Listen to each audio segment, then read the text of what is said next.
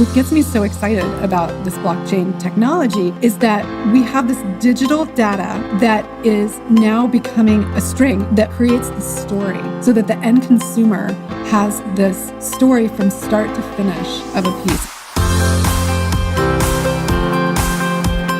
You're listening to Thrive by Design, business, marketing, and lifestyle strategies for your jewelry brand to flourish and thrive. Let's get started.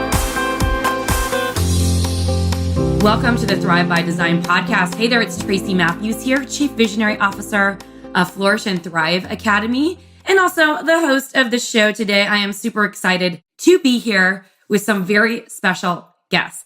As I was recording this show, I'm here in Chicago. I'm actually recording this intro and outro in my hotel room because I wanted to get this to your earbuds as soon as possible because I just had a blast at the Chicago Responsible Jewelry Conference. If you follow us over on Facebook or you're following Ethical Metalsmiths or Susan Wheeler's Chicago Responsibility Jewelry Conference Facebook page, you probably saw some behind the scenes, or if you're also following us on Instagram, I should say, you might have seen some behind the scenes of the conference, but I wanted to have some really intimate conversations, just short, quick conversations with some people who are really making a difference and a big change in the jewelry industry these days. So I have some very special guests on the show today. I have Mark Hanna, who's the CMO of the Richline Group.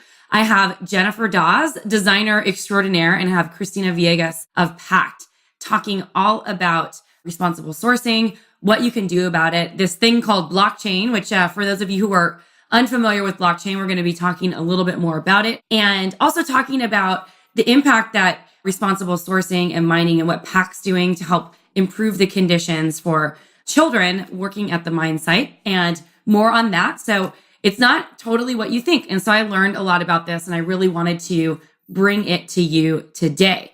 So I'm very, very excited about today's episode. You're going to hear some interesting commentary on how the leaders in the jewelry industry these days, the people who are in this space of working towards transparency and where the gems are coming from so that we can feel good about what we're actually using in our jewelry to, bring to the end consumer, and also to educate the end consumer on what is actually going on so that we can create the story around their pieces too. So this is a really interesting conversation. Before I dive in, I would love to take a word from our sponsor. Our sponsor for the show today is findingbox.com. We love Finding Box. They specialize in custom engraved, logoed hang tags, beads, and custom jewelry pouches. They work with small independent jewelry brands all the time. In fact, they love working with small business, and they've worked with over 2,000 already, and hopefully more after this, because we love supporting small businesses that support small business over here at Flourish and Thrive. The cool thing about Finding Box, when you order hang tags or logoed beads or pouches from them, is sometimes they can have really fast lead times, like 24 hours. You place the order, they're shipping 24 hours later. Awesome, right? You also don't have to order a ton of things. You can get a really small order minimum, and they do free design revisions and also provide you with the sample. So it's a really great resource for you to have in your Rolodex for options for hang tags and logoed products. We would love to share with you a really special offer that findingbox.com has going on. They're offering the Flourish and Thrive Academy listeners and the Thrive by Design listeners 10% off their first order. You just have to order by January 31st, 2019. You can head on over to findingbox.com, place your order, and use the discount code F&T podcast. That's F&T podcast. And make sure that you're using all caps and enjoy 10% off your first order. All right, let's dive into today's episode. So I did a dual interview to start out with. And the first interview is with Mark Hanna, the CMO of Richline Group. Mark has been in the jewelry space for over 45 years. He graduated from NYU Stern and got an MBA in marketing and began his 46-year career in the jewelry industry. He is making some really big changes, as you're going to hear. He has experienced all facets of management, manufacturing, marketing, and sales, and compliance. And prior to being the CMO of Richline Group, he served as the EVP of sales and marketing for both Bell Oro International and Michael Anthony Jewelers. And he was also the president of Leach & Gardner International. And in 2012, he was honored as one of the U.S.'s top 200 CMOs, and again in 2015 as CMO of the Year at Corporate Social Responsibility by the CMO Club. Mark is also involved in a host of responsible issues, including the UL Responsible Summit, GIS Team Leader, FGATA, Ethical Metalsmiths, Pure Earth, and Mercury Free Mining Advisory Boards. He is one of those people where you're just like, could someone be so awesome? And he's quite awesome in person too, as you're going to see. You're going to love him. He's just so much more. He's a hockey coach and really just all around good guy. And then I got my friend Jennifer Dawes helping me out with the interview today. Her conversation with Mark while we were at the conference really inspired me to do this interview with both of them. Some of the best stuff happened actually after the podcast, but regardless, you're going to get a lot. Jennifer launched her collection, Jennifer Dawes Designs, in 2000 and has since evolved to become one of the main proponents of sustainable, responsible jewelry while also creating pieces that are magical to wear. She is really committed to creating a story with her pieces. Each piece combines her love of ancient civilizations with what's happening right now in culture and design. And her work is handmade, fabricated, and finished at her studio in rural Sonoma County, California. So let's dive into this part of the episode. I have some very special guests. We're here at the Chicago Responsible Jewelry Conference, and I have Mark Hanna here and Jennifer Dawes. And I'm so excited to have both of you on the Thrive by Design podcast today. So thanks for being here. Pleasure. Thank you very much. It's going to be fun. Okay, so Mark, you did an amazing keynote this morning, and I thought it would be really valuable to our audience to talk about supply chain and where things actually really come from.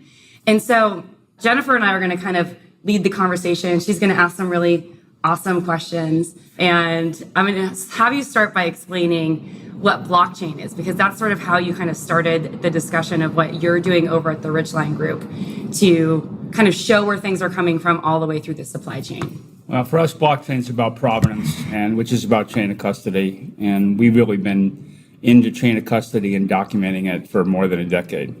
We had another process called string, which basically was us taking every single piece of paper every way along the way, inputting it, and creating a visual version of where did that come from. And we started that in 2006. Along comes blockchain about 3 years ago, and it's really string on steroids. And the most important thing about blockchain is that you have to picture that every node, which means every handshake, which means every time goods are passed from one person to another, there's a contract, and that contract is documented with data against every part of what was agreed on in that contract, including, importantly, social responsibility. Move that all the way through the chain. Now it's no longer just us with blockchain that's putting that information in, so trust us or don't. Every single member of that chain, they did their own input. The handshake person verified their input, and everyone at the end of that chain, whether it's 2 people, 8 people, or 80 people, have access to the entire data. So it can't be changed. It's going to be indelible. It's going to be a better be right. It's going to be a verified truth, really, because all the way down the line it's being verified. So it's given everyone a new tool, and that tool then becomes, it's really data, quick data. Very visual, very quick, very transparent data. And this question going forward, how much transparent data do we make available all the way to anyone, including the consumer? But it's really something that's changed the world of procurement. It's changed the world of, as I mentioned earlier today, food. If you look at food and you look at the ability now to know what part of land an avocado came out of in about 20 seconds. It's pretty cool. It's pretty cool. Yeah. So how do you make sure that all the places along the way are actually like entering the data into the blockchain? I think it's always going to be a garbage in, garbage out question. And you know, we've done a pilot. So don't hold me to the future here, but the pilot we had UL Unvetted Labs at every single step. So when the gold came out of the ground in the mine in South Dakota, they sealed it. When that gold was received at the refinery in Salt Lake City, they opened it. When that gold was made into a bar of fine gold, they sealed it. When that gold was received at our Leach Garner facility to make casting grain, they unsealed it, and so forth. So we made sure this was pristine this first time through. And is that scalable? I don't think so. It would be very costly.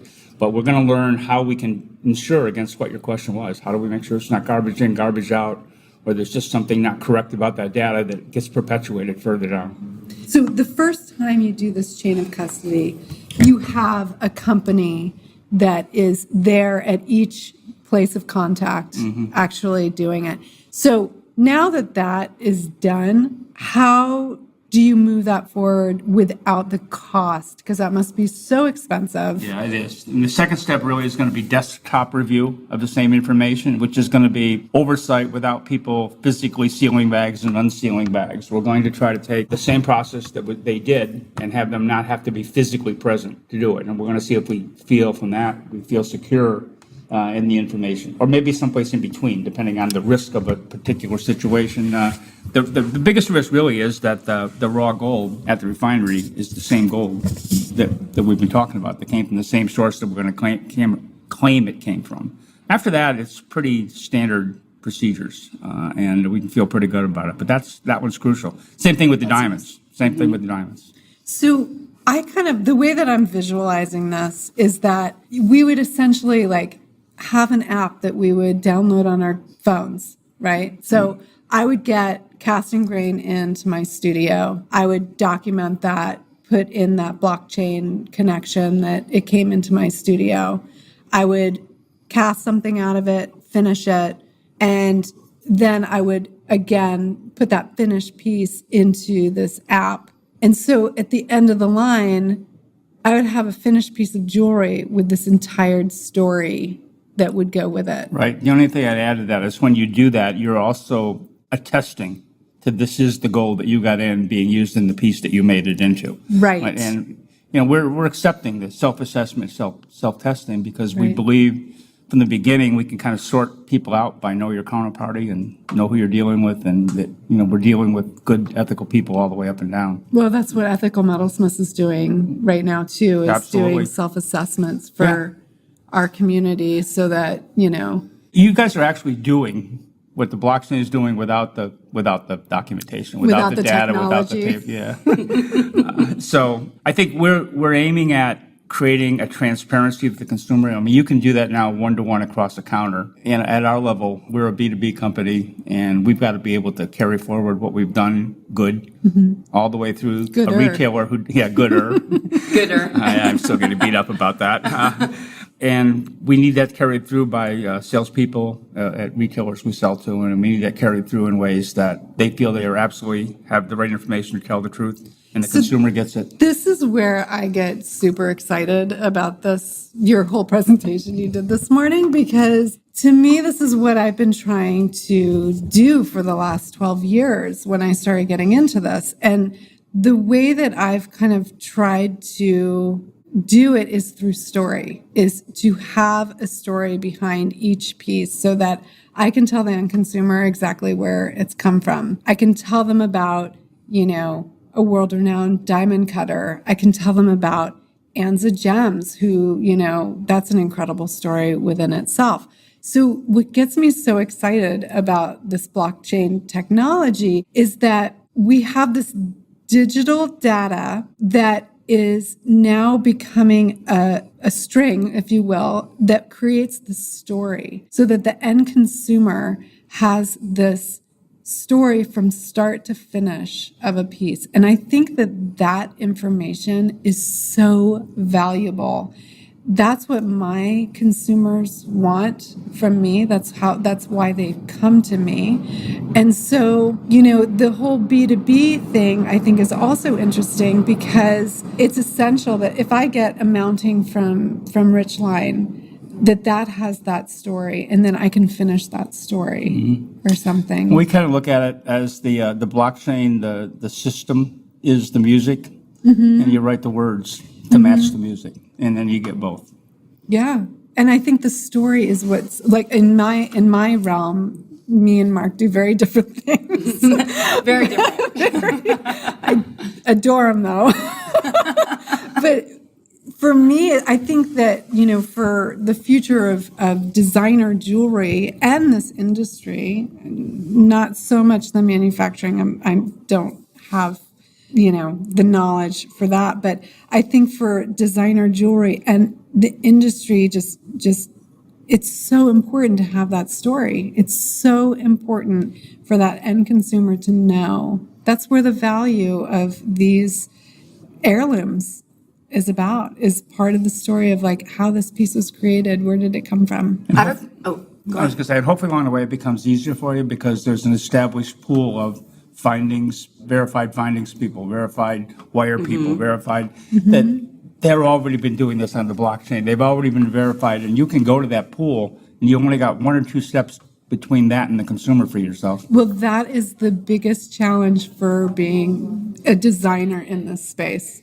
Is it's all handshake right now. You know, I think I saw a slide like that this morning. I wonder where that came from. So yeah, it is all about your relationships. And, you know, quite honestly, there aren't that many relationships that I've been able to develop that I really, truly trust. And so this, I think, is an opportunity to have that deepen in the industry. Yeah. We have a division, Rio Grande, that we feel is a reasonably well-trusted division, but still, we're going to really work hard to make sure that they're able to step up what they can show to you, represent to you, and you can, kind of take to the bank that it's done, it's real, it's documented if I need it. Yeah. What are some of the changes that Rio's making? Really the database, really the ability to have a database on any product that you go on their site to look at, that what do you want to know about it? And we'll be able to take it back to what country it came from. Wow. We'll be able to take it back to That's impressive. where was the casting grain made, where was the wire made. You'll be able, if you want to know that, you'll be able to dig it very quickly because it's all going to be blockchain documented. Because you guys also have a program with your gemstones too, there where they're American Mine, don't you have a program? Yeah, that's like the new that? American Mine program. Right. And we'll have the same thing. We've added now American Mine medals to that. Oh, right on. Right, That's so- so amazing. cool. Awesome. And by the way, we're documenting that entire program on blockchain. We just started. So, okay, this is another podcast for another time, but we're going to talk about American Made because, Yeah, let's do it. Mark is Yeah, no, pioneering it's very important. I was just with two. Arian Gessner. That's who I was just with when I left to go with you guys. This is his baby, and we're working on it pretty hard. So That's we believe in it. awesome. I'm trying to get him on the show again. Yeah, not to He mention the said fact he's that behind the scenes. He doesn't want to. yeah. Oh, we'll pull him out. Although I actually have a totally separate topic. Made a lot of progress with the FTC and the Made in USA laws. Okay, awesome. It's just a separate soapbox of mine. Yeah. Okay, we're gonna have another podcast. We'll about schedule Made in that. America. So I wanted to ask you a question about your story thing too, because obviously at Flourish and Thrive we always talk about designer story, and the story of where the materials are coming from is an important part of that story. Are you going to be doing anything to maybe like sign your pieces in a certain way so that they're identifiable like down the line, or? Well, that's what I mean, my brain was going crazy when Mark was talking this morning because, yes, I think ultimately that's my end game, to create a piece that has a complete story behind it and almost present it as, as a piece of artwork, that it has this storied history, in where the materials are coming from, but it also has this, is it a custom piece? Is it a future heirloom? Am I making this for someone for a particular reason? All of those things. So yeah, I think ultimately that's where the blockchain technology gets really exciting because, it's one thing to, have your own business and there's a zillion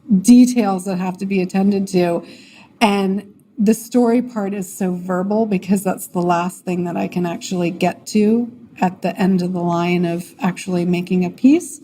So if there was something where, there's this blockchain data that could easily be put into a story, that's a huge potential. It's a huge potential for our industry, I think, in general. amazing. Yeah. Amazing. This is so such a great conversation. Do you have any more questions for Mark before we sign off? There's one I wanted to talk about. You talked about the blockchains actually talking together.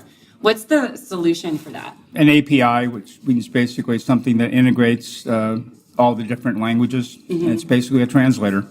It Okay. takes Jen speaking French to me and you speaking Italian to me, and me hearing exactly what you're both saying all at the Okay. same time. And what's the possibility of that happening? It'll happen. Okay. There's a big big race technologically happen. to Okay. see who I can can get there. actually talk to that, strangely enough. I went to a conference last week, and it's called The What, and it's a women's entrepreneurial group. And one of the presentations I went to go see was the woman who started Wired magazine. And awesome. on that panel, she had a woman who's a scientist, and she's on the cutting edge of DNA sequencing, a woman doing AI, and another woman doing blockchain. So the woman who was talking about blockchain was discussing about there's the whole dark web part of blockchain that's really a problem. And that is their number one piece that they are working on now. And part of that is the API and really getting all of these different blockchains to start communicating with one another so that they can really create a system that is not underground anymore, and something that you can really take the data and know where it's coming from, and instead of having it be black market type information. Because that's what most people think of blockchain when you talk about it, is that it's like It's very wrapped mysterious. up in crypto. Yeah, I think a lot of people go right to Bitcoin and that type of stuff. And really, that's okay, go there. But blockchain is the foundation of Bitcoin. Yeah. It's not Bitcoin. Yeah. There would be no Bitcoin if there Without wasn't the a blockchain. Okay. Wow, this was awesome. This was such a fun interview. Thanks for being here and for ditching cocktail hour for a little bit so we can talk about Ditching? this. I'm drinking my beer right now. I know. Cheers, you guys. We should toast on Cheers. camera. Thank you for being here. Click with the Cabernet. Thanks for being here. Thanks, Tracy. Thank you. The second part of this interview is with Christina Villegas. She is the artisanal mining and sourcing expert, or the director of mining at Pact. And Christina, I actually met Christina last year for the first time. We had a really great dinner conversation. So it was wonderful to see her again this year. And I interviewed her a little bit more about blockchain to find out how Pact's using it. And then our conversation took a little bit of a turn when we started talking about child labor and what Pact is doing about that. Because the story is slightly different when you look at it from the indigenous people who are working at these mines' perspective. So I hope that you learn a lot from this. And here's a little bit more about Christina. She's a mining and rural development specialist focused on responsible mining and sourcing. She works with scales and types of mineral producers, from industrial mining companies to artisanal and small-scale miners. She specializes in ethical sourcing, risk management, and artisanal mining supply chains, improving the social performance of mining companies, and ASM, LSM coexistence, rural development strategies, ASM market development, mineral sector governance, political economy analysis, gender and mining, and reducing child labor in the mines. And so she works with all mineral supply chains. She has expertise in conflict minerals like tin, titanium, tungsten, and gold, and colored gemstones. And she has a particular expertise in minerals development in fragile conflict and post-conflict economies. She is really amazing. You are going to learn a lot from this interview with Christina. So let's dive right in. So I'm here with Christina Villegas of Pact, and I'm very excited to have Christina here because she's going to tell us a little bit more about what Pact is and also what they're doing for supply chain and sustainable and fair trade mining. Christina, thanks so much for being here. My pleasure. Thank you. Awesome. So tell us a little bit about Pact and what it actually is. Yeah, Pact is a very large social development nonprofit organization. We have offices in 40 countries around the world. We've been around for 45 years, and we focus on health, livelihoods, and natural resources management.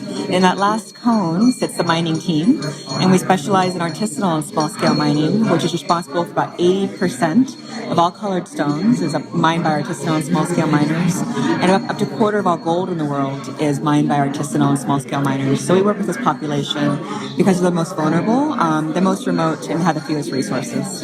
Okay, awesome. So what are you doing to sort of track the supply chain for sustainable and fair trade mining? Well, we operate the world's largest conflict-free assurance program in Congo. We work with 80,000 artisanal and small-scale miners in 4 countries. That is crazy. Yeah, Congo, Rwanda, Burundi, and Uganda. So we assure 90% of all Central African tin, tantalum, and tungsten. And then we also work on gemstones. We're working on a new blockchain project in collaboration with Anza Gems and 1948. Okay, awesome. So tell us a little bit more about that project and what you're doing there. Yeah, sure. And I should mention Everledger is a blockchain provider, and they're donating everything for free, which is amazing. Yeah, so we're collaborating with ANSA 1948 to trace gemstones, so green tourmalines, garnets, sapphires, through the supply chain from. So they're female miners who are mining this stuff, and they're in this remote part of Tanzania called Tanga, and Pact will be helping the ladies meet a certain ethical standard, and then 1948 and ANSA will purchase from the ladies, and it'll be traced to Arusha and then on to the UK and the US to go into different design pieces, and then the story of the female miner who mined it and her mine plan and the community around it, and pictures and videos will be uploaded to the blockchain. So in the future, consumers can actually virtually meet the woman at the beginning of supply chain, and she'll be connected to the woman at the end of the supply chain. I love this idea, and I think it's so cool. Are the stones being tracked anyway? Like, they're being tracked from mine to consumer, but how are they? I mean, I know it's the blockchain, and I know that. Is there like some sort of like laser engraving, or like how is that done? Like, because someone could maybe lie still at some point. Yeah, totally. We have these market days every few months, and we text all the ladies. They sign up, they agree to certain rules, and we text them when market day is. And so they'll bring their stones to market day. They don't have to buy from us, but if they want to, they don't have to sell to us. But if they want to, they can. If everyone raises their prices, that's terrific, because that means that that's how change and incomes are made. So they'll sell to us. We'll bag it and we'll tag it, and then that bag of rocks gets shipped to Arusha, where it might be cut. But it would be cut under video. So there's different stages of supply chain. So after it's cut, then it'll be shipped to, again, UK or the US, Seattle or London, and then you'll be able to see it placed in the jewelry, and everything's very airtight. So blockchain is just another traceability opportunity, and you'll learn. It's not just a geotag; it's a rich development data. You can see how her life has changed by your purchase. That's awesome. So besides the miners potentially are raising prices so that they get paid more, what else is Pact doing to help support the mining communities? Yeah, sure. I mean, it's really exciting because we're helping the ladies mine more, figure out where to mine. So do some prospecting skills, look for indicator stones, things like that. Mine better. So they mine more stones and use various like explosives better, for example, safer, and not actually destroy the deposit of gemstones. And then we're going to buy all their stones. So not just this one and this one and this one. Buying the high quality stones, the medium quality stones, and the bead quality stones. So they're selling more, they're finding more, they're selling more, they're selling at a better price, and we're also saving their life because we're working on health and safety and basic everyday working conditions, which they're toiling in the earth right now, and it's such a hard job. So so this program I think can be impactful in myriad ways, both again their income, but also they're saving their life. Exactly.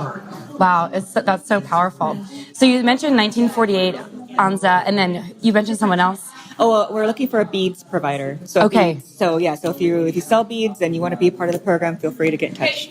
Ooh, that's amazing. That is so amazing, because everyone's always asking like for fair trade, sustainably sourced beads, and this would be epic. We all need to reach out to our bead suppliers and ask them to get involved with Christina and Pact, put the pressure on. Yes. Are there any other things that you're doing to help, spread the news about this sustainability movement? We're expanding our partnership with GIA. So in this last couple of years, we've been working to educate miners on what they have, the value of their stones, how to pre-sort by value, and we're expanding that partnership. So it started in Tanga, Tanzania, and then it expanded to Tunduru, Songea, and Matombo, which are all important ruby and sapphire areas. And then we're expanding to other countries. And GIA will be able to announce where those are. They're my clients, so I can't.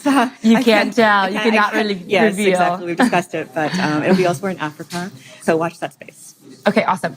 So you're doing some great things in Eastern Africa, Western Africa, and Southern Africa. Just in Africa only. I know we work in Latin America as well. We work in coal and gold in Colombia, and we work in gold in Myanmar, Burma, and we work in tin in Indonesia. Okay, that's so great. You said some of that before, but great. So where can people find out more information about Pact and all the things that you're doing? You go to pactworld.org/mining. and you can see our mining program, or if you just want to learn about the organization and a lot of the microfinance programs we do, or health, child nutrition, you can just peruse our website, pactworld.org. Let's talk a little bit about the child programs that you have. Yes. Okay. So we operate. So PACT has a few core values, and child protection is one of them. So we are working with Boeing, Microsoft, Apple, Google, Qualcomm, and DRC, Democratic Republic of Congo, to reduce child labor on mining sites there. So we're working in tin, tantalum, tungsten, cobalt, and copper. And we're also working in child labor reduction in Colombia on gold sites, and then Tanzania on gold sites as well. And we've learned a lot about child labor, and I can go into details if you'd like. Sure. We tend to find 3 types of children working on a mine site. The first is the biggest group. They're the most common. They tend to be children mining with their mothers or their fathers, working in a family unit. Somebody's looking out for their safety, and they don't have the most dangerous tasks, but it can be a slippery slope. They can become expert canners. You want to imagine how many 3-year-olds I've seen who are expert canners. Really? Wow. They school 3-year-olds. That's crazy. They school me on how to mine, by the way. But yeah. So but the problem is when they're such good miners that they don't go to school, because they're helping the family income. So the second group of kids that we tend to see is the most vulnerable, to be honest. Luckily, it's the smallest group, but it's children mining alone, or mining with a third-party adult. This is with a distant cousin, or they're true orphans, and no one's really looking out for their safety, and they get the most dangerous jobs. And also, it becomes gendered very quickly, to be quite honest. So the boys get the most dangerous work, and the girls get pressured into sex work. Oh my gosh, that's terrible. So luckily it's the smallest group, but it's one of those realities. And then the third group are teenagers. So under 18, you're considered a child by international law. Yes. But if you ask a 16-year-old with 2 kids on her back, whether she's a child, she'll be like, "What are you talking about? I'm a mom. Yeah, you're gonna tell me I'm a child laborer." Yeah. So I mention all these groups because just to underscore that there's different approaches for each one. So teenagers, it's more like vocational skills, life choices. Yes. Moving them off to less hazard jobs, and they might become miners eventually, but we don't want to be mining miners, right? Yes. And then with the largest group, those mining with their mothers and the fathers, it's more about parental engagement, about teaching the value of education, about just working on basic economics, realizing that where money's going, and also other occupations that actually might be more lucrative.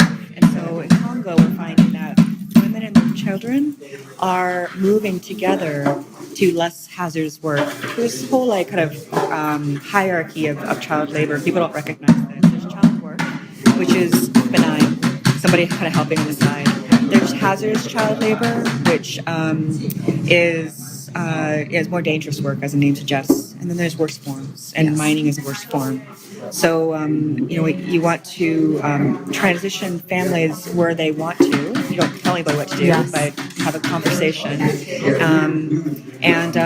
So we're finding a lot of success in Congo. And for example, we eliminated child labor by 90% in less than 2 years. Just from education? Yes.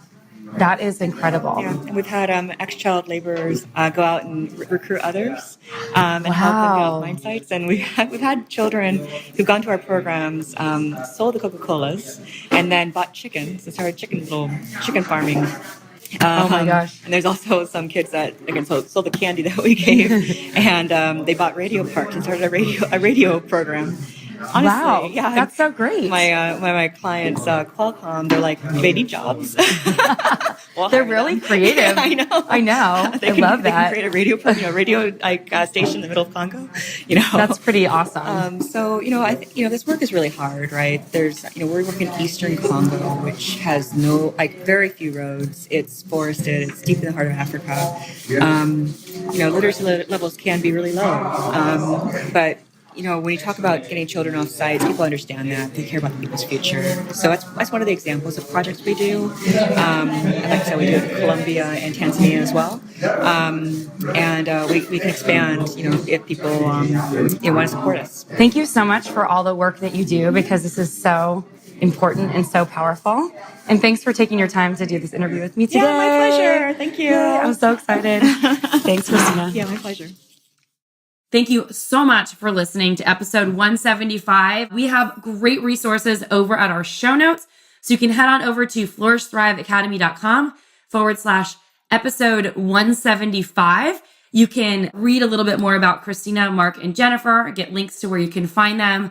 Go say hello. Tell them that you saw us on Thrive by Design. And we'll also have links over there to our sponsor, Finding Box. So make sure that you check them out and grab your discount off your first order, which is always in order, right? And also, I would love, if you enjoyed this topic today, I would love to hear from you. So give us a little rating and review. Tell us what you thought. And if you know someone else who would benefit from hearing this conversation, learning a little bit more about supply chain and how jewelry is being ethically sourced and what is being done about it from these bigger organizations, I would love for you to share this episode with your friends in the jewelry industry. This is how the word gets out to make change. We must all work together to be the change that we want to see. As Gandhi says, you got to live, practice, work, breathe, do all those things. So show up. Next year, make a date in your calendar to come to the conference in October, Chicago Responsible Jewelry Conference. It is an amazing conversation, and I've been 2 years in a row. Every year it gets a little bit better, or gets a lot better. Last year was amazing, but this year was phenomenal. So I expect it to continue to get better. And please support the cause, because this is really important. If you don't know about Ethical Metalsmiths, please go find them. They're a really great organization that is dedicated to responsible sourcing. They are in the process of a rebrand at the time this podcast is going live. So definitely get them on your radar, because they're going to be really important down the road to helping you to being the go-to resource for the responsible jewelry initiative, maybe is the best way to put it. All right, this is Tracy Matthews signing off. Until next time, thanks so much for listening. Share this with your friends, and I'll talk to you soon. Take care.